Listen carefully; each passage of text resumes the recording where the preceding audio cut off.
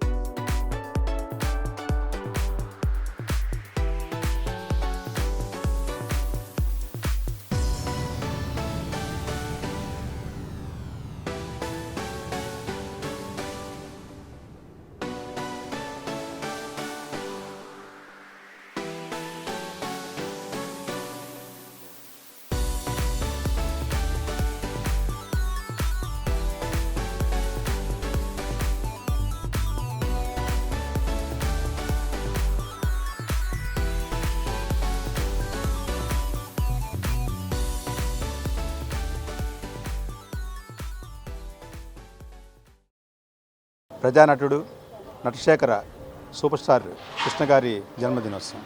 మే 31 అంటే కృష్ణ గారి అభిమానుల్లో అందరికీ కూడా ఎప్పుడు గుర్తుండేటువంటి రోజు. అందరి మనసుల్లో ఆయన మన మధ్య లేకపోయినప్పటికీ కూడా చిరంజీవిగా మనసుల్లో ఉండిపోయినటువంటి మంచి మనసు ఉన్నటువంటి మహారాజు సూపర్ స్టార్ కృష్ణ గారు. కృష్ణ గారు సినీ రంగంలో ప్రవేశం చేసిన తర్వాత సినీ రంగానికి కాకుండా సమాజానికి కూడా ఎంతో సేవ చేసినటువంటి గొప్ప మనసున్న వ్యక్తి. దివిసీమ తుఫాన్ అప్పుడు అతనికి ఉన్నటువంటి ఆ సంవత్సరం వచ్చినటువంటి ఆదాయంలో 20% దివిసీమకి విరాళంగా ఇచ్చినటువంటి గొప్ప మనసు ఉన్నటువంటి వ్యక్తి సూపర్ స్టార్ కృష్ణ గారు. సినీ రంగంలో ఏ మార్పులు వచ్చినా కూడా అన్ని మార్పులు ఆయన వల్లనే వచ్చినాయి. ఇది ఈస్ట్మన్ కలర్ కానివ్వండి, సినిమా స్కోప్ కానివ్వండి, 70mm కానివ్వండి, స్టూడియో నిర్మాణాలు కానివ్వండి, ఇలా ఒక విప్లవం కృష్ణ గారంటే. విప్లవ సినిమాలు తీయటమే కాదు, సినీ రంగంలో కూడా ఒక విప్లవం సృష్టించినటువంటి గొప్ప వ్యక్తి కృష్ణ గారు. అటువంటి మహానుభావుడిని ఈ రోజున మనం స్మరించుకోవటం అనేది నిజంగా ఎంతో ఆనందం కలిగించినటువంటి విషయం. భౌతికంగా ఆయన మా మధ్య లేకపోయినప్పటికీ కూడా ఆయన చూపించిన బాట ఎప్పుడు కూడా సమాజానికి ఉపయోగపడాలి, ప్రజలందరికీ మనకు అందుబాటులో ఉండాలనేటువంటి మంచి ఆలోచనతో ఉన్న వ్యక్తి. ఆయన స్ఫూర్తితోనే నా వరకు నేను మాత్రం రాజకీయాల్లోకి రావడం జరిగింది. ఆ రోజున కృష్ణ గారి అభిమానులందరినీ కూడా యూత్ కాంగ్రెస్లోకి తీసుకొని వచ్చి కాంగ్రెస్ పార్టీ బలోపేతానికి ఆ రోజున ఎంతో కృషి చేయడం జరిగింది. అంటే యువకులు ఆ రోజుల్లో కాంగ్రెస్ పార్టీలోకి రావడానికి కృష్ణ గారు కాంగ్రెస్ పార్టీని బలపరచడమే ప్రధానమైన కారణం. అలా రాజకీయాల్లోకి రావడం ద్వారా ఆయన చూపించినటువంటి మార్గంలో నడుస్తూ ప్రజలకి సేవ చేసేటువంటి అవకాశం మాలాంటి కొంతమందికి లభించింది. ఆయన మా హృదయాల్లో ఎప్పటికీ కూడా శాశ్వతంగా జీవించే ఉంటారు. రేపు రాబోయే రోజుల్లో అంటే బహుశా నెక్స్ట్ బర్త్డే నాటికి మన దామచర్ల జనార్దన్ గారు శ్రీనివాస థియేటర్ రోడ్డుని బాగా విశాలంగా తయారు చేయటువంటి ప్రయత్నంలో ఉన్నారు.